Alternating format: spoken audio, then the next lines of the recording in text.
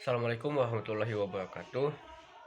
Saya Alvin Zulpadlik dengan NIM 1188030008. Di sini saya akan mencoba menjawab pertanyaan dari soal UTS mata kuliah Sistem Pendidikan Indonesia.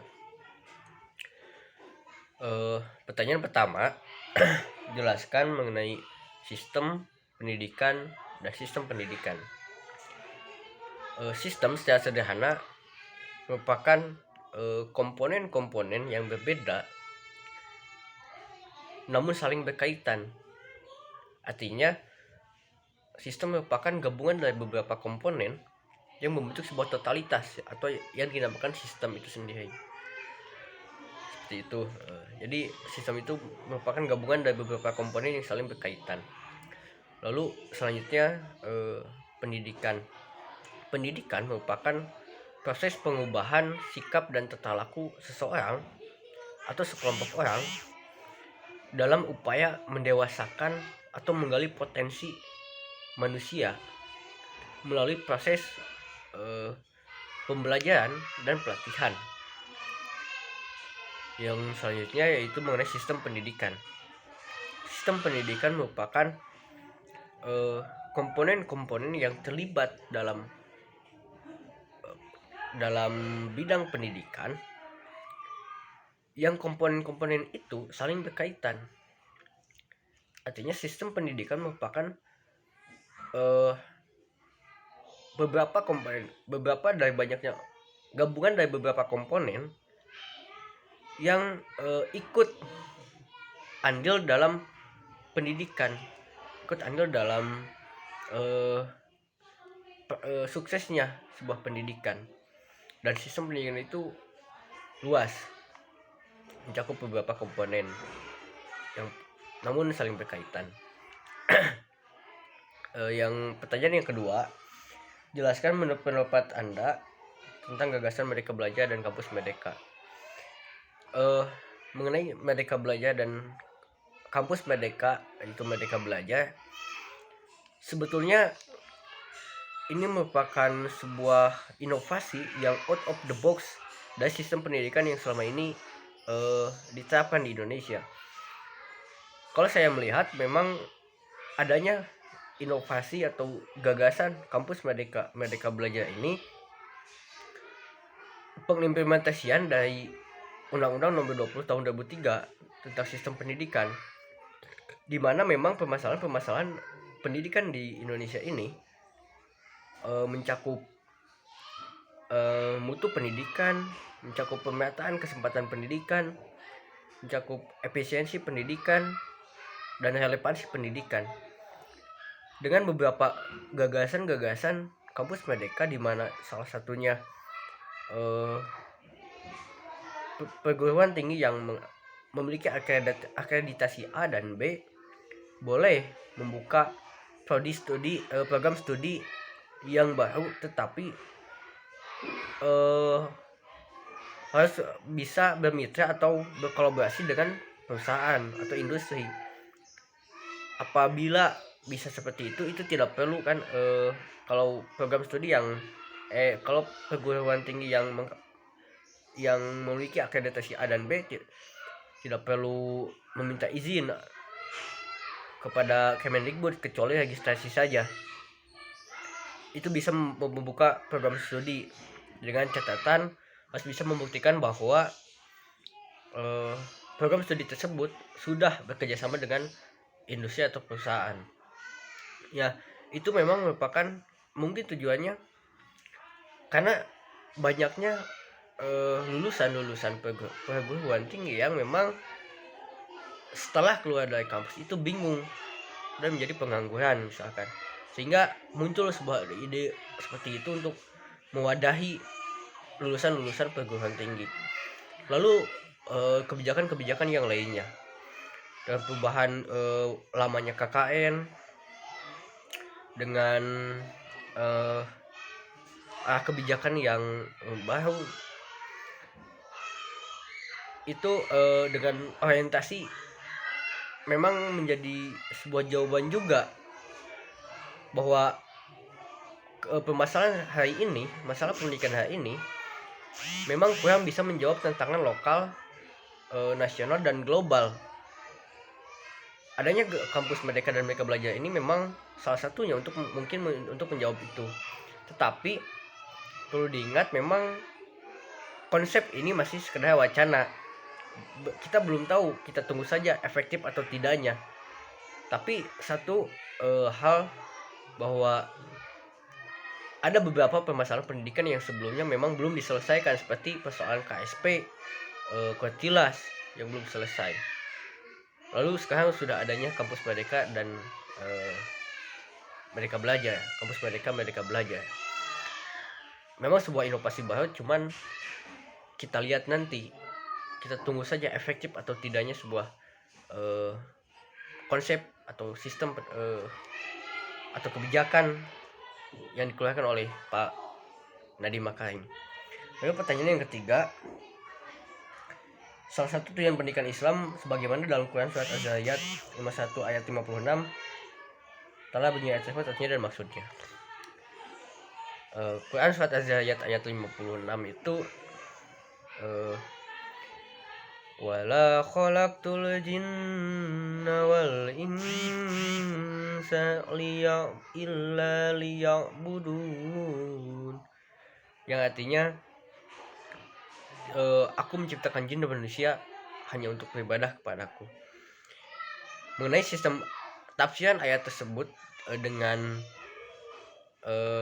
sistem pendidikan Islam, bahwa adanya pendidikan Islam ini, konsep pendidikan Islam ini, tujuan sederhana dan utamanya itu untuk meningkatkan ibadah kepada Allah, meningkatkan keimanan, ketakwaan kepada Allah, bahwa menuntut ilmu itu harus diniatkan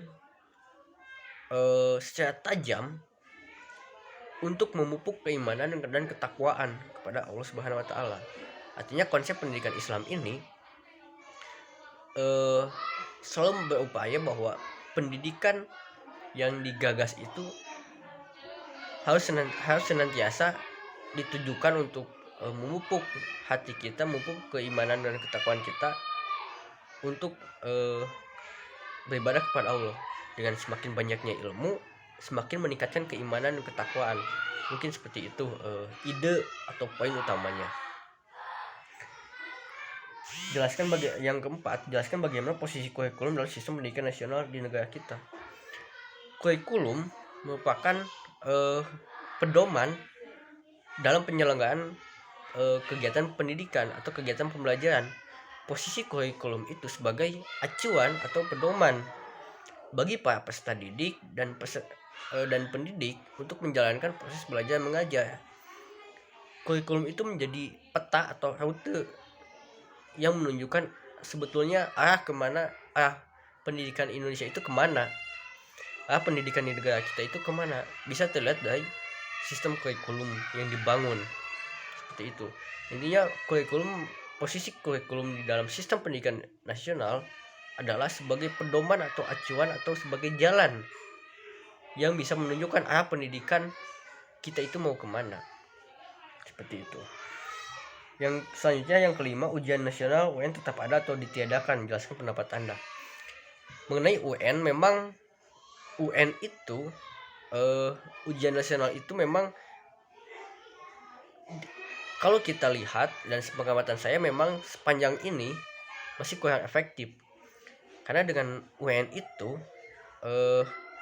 banyak, pengalaman saya pernah sekolah pun, keefektifan UN itu justru hilang. Bahkan UN itu hanya terkesan seolah-olah formalitas untuk memenuhi kelulusan di sekolah saja. Dan menurut pengamatan saya dan pendapat saya, dengan adanya UN pun memang kurang menjamin kualitas para peserta didik. Seperti itu. Artinya kualitas peserta didik, dan yang saya rasakan juga pengamatan saya, dengan adanya UN itu tidak berpengaruh pada kualitas pendidikan dan kualitas peserta didik. Namun di satu sisi memang UN itu menjadi sebuah tantangan, seperti pendapat Pak Yusuf Kala bahwa dengan ditiadakannya UN, pendidikan kita itu menjadi lembek. Pertanyaan yang keenam, fenomena pendidikan di Indonesia kita sering disebut mendengar SDIT, SMPT, dan SMAIT. Gagasan terbesar dari SDIT, SMPIT, SMAIT, adanya IT Islam terpadu tersebut sebetulnya mengkombinasikan antara ide pendidikan sekolah biasa yang di bawah Kemendikbud dengan ide pendidikan yang berada di bawah Kemenag. Jadi pendidikan keilmuan sains dikombinasikan dengan keilmuan Al-Quran atau keilmuan agama Islam. Nah, dengan tujuan adanya SDIT ini untuk memupuk memang sebetulnya keimanan dan ketakwaan orang Islam dengan dikombinasikannya antara konsep pendidikan biasa dengan konsep pendidikan Islam, seperti itu. Jadi ide terbesarnya untuk meningkatkan keimanan atau ketakwaan para peserta didik sebetulnya kepada Tuhan Yang Maha Esa, Allah Subhanahu wa taala. Itu cuman dengan melalui kombinasi kurikulum. Dan sistemnya pun pasti berubah dan beda. Yang ketujuh, jelaskan perbedaan kurikulum dan pembelajaran. Seperti tadi, kurikulum merupakan seperangkat rencana pengaturan seperangkat rencana aturan mengenai tujuan, isi, dan bahan pelajaran serta cara yang digunakan untuk tercapainya tujuan pendidikan melalui proses pembelajaran. Jadi kurikulum itu seperangkat rencana pengaturan tujuan mengenai tujuan, isi, dan bahan pelajaran serta cara yang digunakan sebagai pedoman untuk menyelenggarakan kegiatan pembelajaran bagi pendidik juga peserta didik. Artinya kurikulum menjadi pedoman, menjadi peta bagi para pendidik dan peserta didik mengenai pendidikan di Indonesia. Lalu bedanya dengan pembelajaran itu sebuah prosesnya. Kurikulum itu diterapkan dalam proses pembelajaran. Pembelajaran itu adalah proses ketika di kelas, ketika belajar mengajar. Yang proses itu mendapat acuan dari kurikulum. Jadi antara kurikulum dan pembelajaran tidak bisa dipisahkan. Kurikulum itu menjadi acuan dan penerapannya itu ketika proses pembelajaran, seperti itu. Terima kasih. Sekian jawaban-jawaban dari saya. Assalamualaikum warahmatullahi wabarakatuh.